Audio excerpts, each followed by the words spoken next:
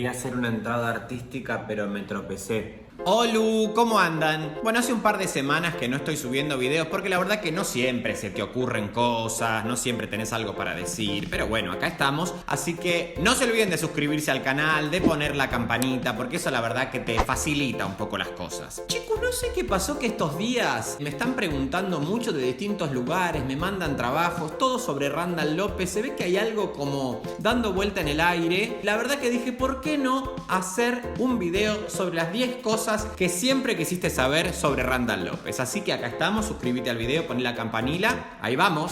Bueno, primera pregunta que me hacen siempre, ¿qué es Randall López? Randall López es un personaje que hago, es un periodista extranjero que va por las calles preguntándole a gente de a pie, en barrios muy concretos, porque esto es muy fundacional, digamos, en los lugares en donde iba a preguntar, y pregunta cuestiones o preguntas falsas, obviamente. Después todos los debates filosóficos de cuáles son las preguntas verdaderas del periodismo, cuáles son las falsas. Bueno, chicos, ahí hay un territorio de debate muy abierto, que obviamente todos tienen un poquito de razón y nada de razón. Yo lo que voy a contar es mi apreciación sobre Randall López, el personaje que yo hago, pero como es el fenómeno comunicacional, como yo abro la cuestión, digamos, yo voy y propongo eso, y la gente o el público, quien está del otro lado mirando, bueno, cada uno tiene su interpretación y ahí, bueno, edifica lo que se le ocurra o le parezca. Yo aporto mi experiencia sobre Randall y después podemos debatirla, pero he leído muchos trabajos que complementaban lo que yo estaba tratando de plantear, que les voy adelantando cuestiones. No es que yo me senté en un escritorio y pensé todo, sino que también fui aprendiendo mucho con el desarrollo del personaje. Los primeros Randall López no tienen casi nada que ver con el último Randall. A propósito de qué es Randall López, muchas veces lo presentan como un experimento sociológico. Bueno, son lecturas válidas. Yo en realidad siempre lo interpreté como una intervención humorística política, ¿no? Porque tiene esos dos factores, obviamente. Intervención porque, a diferencia del experimento, Randall se mete, tiene una finalidad, está ahí en la calle, está tratando de mover a cierto comportamiento. No es un experimento en donde quizás el objeto de estudio está mirado desde afuera, ¿no? Como dado, como si estuviésemos por fuera justamente de eso, sino que Randall es inmanente, está adentro de eso, toma las reflexiones, las respuestas, y con eso las pone a jugar y a danzar. Pero, digamos, casi diría que lo político es secundario a lo humorístico, porque siempre lo importante también era que no pierda el sentido de que estamos jodiendo. Eso es fundante, o sea, tenía que ser y tiene que ser humorístico, porque a mí me gusta muchísimo reírme, creo que es de las cosas que más valoro en el mundo, y bueno, obviamente eso era un eje que recorría a toda la cuestión de Randall. Pero retomando la visión académica, aparecía como una intervención política que obviamente estaba asignada en ese momento, cuando nació, por un contexto muy urgente, que era un sentido, ¿no? Como un consenso reflexivo en el macrismo, ¿no es cierto?, en donde muchos delirios parecían absolutamente cuerdos, ¿no? Aparecía como sentido común, ideas muy delirantes, y obviamente es político porque yo le doy ese sentido, lo pongo al servicio de esa inscripción política, pero no solo obedece a la política, digamos, partidaria o coyuntural de ese momento, sino que es constante. Pero esto lo vamos a ver en las preguntas más adelante. Otra pregunta que me hacen siempre, ¿cómo nació? Bueno, me habían invitado en el Destape a participar del programa Economía Política. En ese momento estábamos en C5N, después hicimos Randall en el Destape, y me habían invitado a hacer Handel, pero Handel era un personaje de redes, y yo me daba cuenta que quizás no estaba del todo en sintonía con el lenguaje televisivo. Entonces un día le propuse al productor, che, le digo, ¿por qué no salimos a la calle? Tengo unas ideas de hacer unas preguntas, pero la verdad que no sabía qué es lo que iba a pasar. Apareció en realidad de la incomodidad y la molestia de que tanto esto no me convence, vamos a probar esto otro. Podía no salir. Y obviamente el primer día que salí a la calle dije, ok, esto es un fenómeno mucho más grande, porque obviamente yo en mi formación académica había visto los esquemas de construcción del sentido, pero siempre todo desde la teoría, o sea, y como casi algo muy, muy teórico, ¿no? Muy de palabras, muy academicista, pero cuando me fui a dar cuenta que en la calle eso tenía una base material muy concreta, dije, acá tenemos base dulce. Hoy nos proponemos resolver el siguiente dilema. Los argentinos, cuando opinan de política, ¿escuchan lo que se les pregunta? La pregunta es una pregunta o una bajada de info. Here we are, aquí estamos nuevamente. ¿Cómo es su nombre? María del Carmen. María del Carmen, ¿qué opina de la reciente nominación al Premio Nobel de la Paz a Mauricio Macri por su trabajo en cerrar la grieta? Me parece excelente. ¿Considera justo entonces el nuevo impuesto que se le impondrá a los ciclistas en pos de mejorar la seguridad? Está bien, está bien, está bien, está bien. El impuesto es una de las cosas que existe en todos los países. ¿Qué opina acerca del alarmante dato que se reveló en las últimas horas de que todos los juegos del Parque de Milagro Sala estaban hechos con resina íntegramente hipoalergénica? Que la señora Milagro Sala tiene que estar. La palabra nuestra es encanada. La palabra para ustedes es... Jailed. Entonces, a partir de eso, empezamos a hacer Randall saliendo a la calle, haciendo preguntas que no tenían ningún sentido en términos de la cordura y la racionalidad, sino que eran preguntas sobre cuestiones falsas que le endilgábamos hechos y atributos a personas que a veces existían, a veces no. Entonces nace de la crisis de que el lenguaje digital o de las propuestas cómicas digitales no tenían tanta vigencia para la televisión, o no, eran lenguajes distintos. Y a partir de eso, bueno, fue creciendo el personaje. Tercera pregunta que me hacen siempre: ¿estaba armado? Esta pregunta me la hacen muchísimo. No estaba armado. Por muchas razones. Primero, porque no era necesario. Se pueden dar cuenta ustedes mismos. Pregúntenle a sus familiares, amigos, algo que no tenga ninguna base material, ninguna realidad, y se van a dar cuenta que eso es un fenómeno que nos intercepta a todos. Segundo, porque no es tan fácil armar eso. Es decir, si quisiésemos armarlo, el lograr que la persona actúe una respuesta con el nivel de precisión y verdad que tiene, digamos, cuando la persona está haciendo el personaje de sí misma, ¿no? Es decir, cuando la...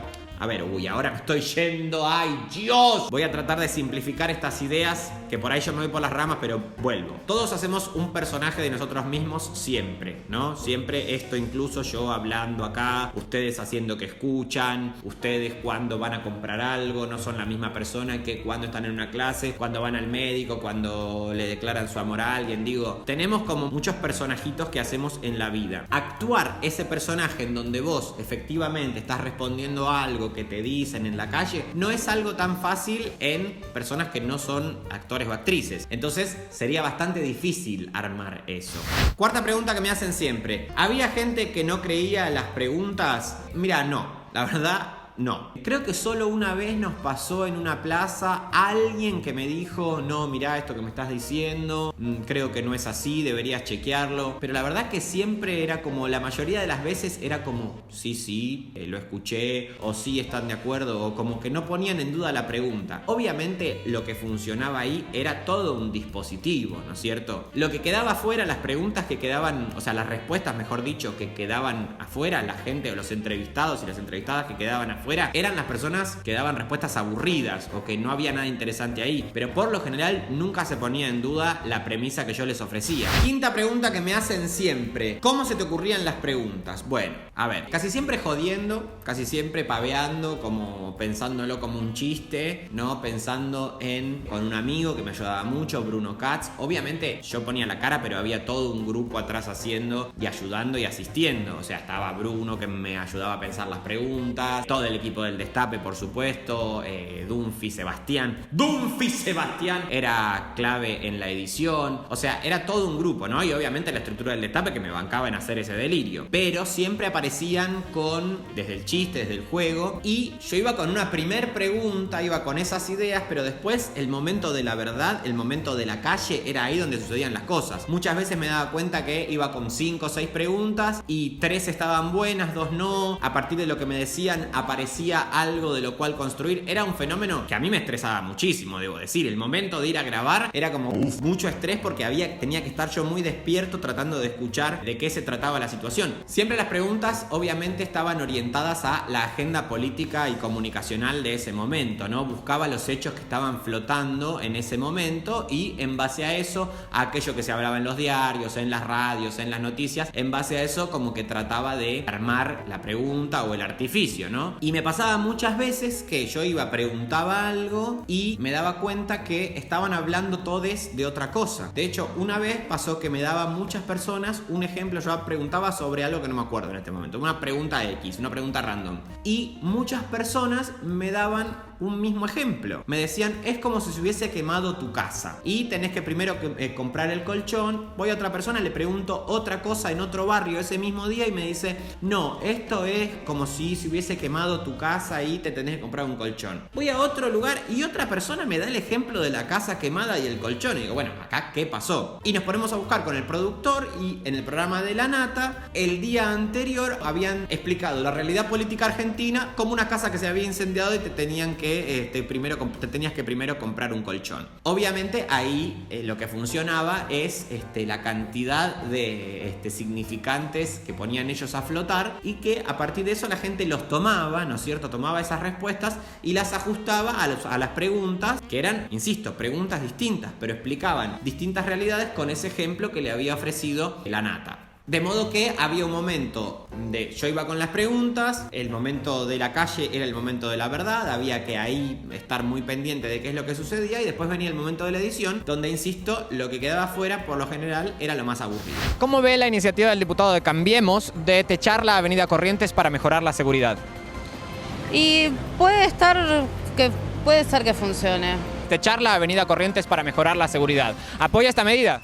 Sí, no sé, todo lo que sea para bien creo que está positivo y que vale la pena. Techar la avenida Corrientes parece pesar con fuerza cada día más. ¿Qué opina usted al respecto? Y estaría buenísimo porque así cada vez nos acercamos más a todo lo que es mundial, todas las novedades y todo lo que se hizo y se está haciendo y lo que se está programando es para futuro. Ya más de 900 ciudades están techando absolutamente todas sus calles en pos de mejorar la seguridad.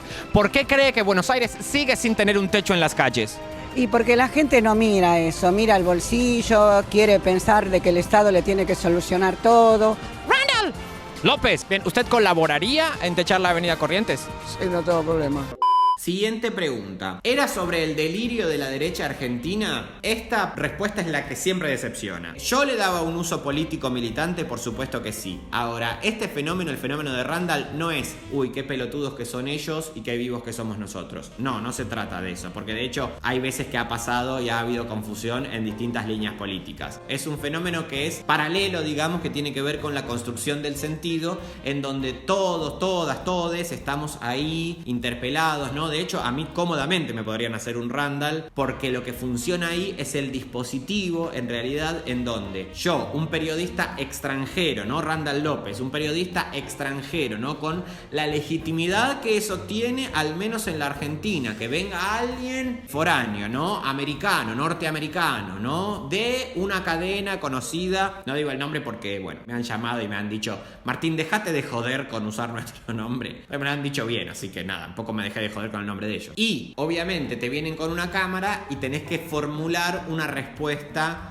rápida. Obviamente también ahí lo que opera es el deseo de no quedar por fuera un poco de lo que se está hablando o la realidad informativa, ¿no? Creo que ahí predomina también mucho esto de no querer aparecer como tonto o desinformado, entonces rápidamente tienden a sostener un lazo con el interlocutor, ¿no? Con el periodista. De modo que lo que opera ahí, lo que predomina es ese fenómeno comunicacional y no tanto el de la inscripción política respecto de un partido u otro. Obviamente ahí lo que estaba pasando en ese momento también era que había mucha connivencia entre los medios hegemónicos de comunicación y el macrismo, que mientras el macrismo reinscribía a la Argentina en una matriz de ajuste neoliberal, los medios se ocupaban, digamos, de poner a hablar al grueso de la gente sobre otras agendas, ¿no? Entonces ahí aparecía el absoluto disparate, ¿no?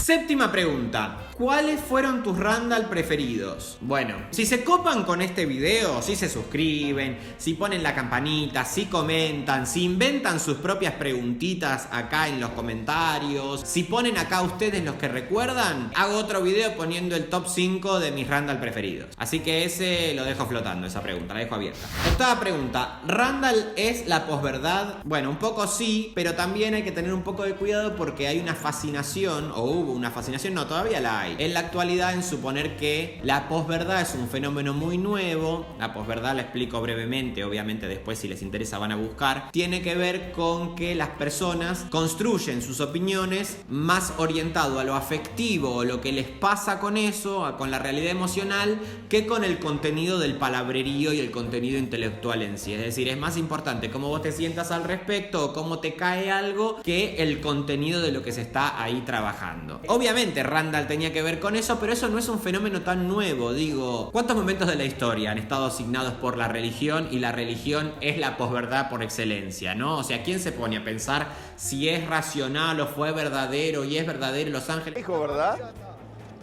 Mira nomás. No, bueno, hay un fenómeno emocional, un fenómeno afectivo que te hace una efectiva creencia sobre eso. Así que sí, Randall es sobre y está inmerso en la posverdad, pero no sé si es algo tan novedoso y estridente como lo plantea esto de la posverdad como algo, un fenómeno súper actual, ¿no? Un fenómeno nuevísimo. Novena pregunta, ¿tenías miedo de hacerlo o se te complicaba un poco? Miedo la verdad que nunca tuve, siempre un factor de la inconsciencia que me acompaña y la verdad que bueno, nada. Miedo no tenía. Sí tenía un poco más de cautela a lo último porque había aprietes, me gritaban en la calle, me amenazaban un poco. Nunca llegó obviamente a ni que me peguen ni nada, qué sé yo, bueno, no sucedía. Tampoco me voy a hacer el que no, bueno, era un riesgo. No, había situaciones que eran medio picantes, medio heavy, pero nunca llegaba a ser algo demasiado trágico. Sí, lo que pasaba también es que se quedaba mucha gente alrededor mirando y eso como que influía, digamos, en las personas que estaban respondiendo, porque no es lo mismo cuando yo estoy con alguien que cuando había un montón de personas. A lo último ya pasaba que se mandaban mensajes que estaba en tal esquina o en tal lado y empezaba a caer gente y bueno, ahí se complicaba un poco. No es como acá. Acá la gente... Bueno, no importa que pase por televisión. Yo opino como tengo que opinar. Exacto. Y si lo voté a Macri, lo voy... Deben ser militantes kirchneristas. Exactamente. Y si lo voté a Macri, lo voy a seguir votando a Macri. Décima pregunta. ¿Vuelve Randall López?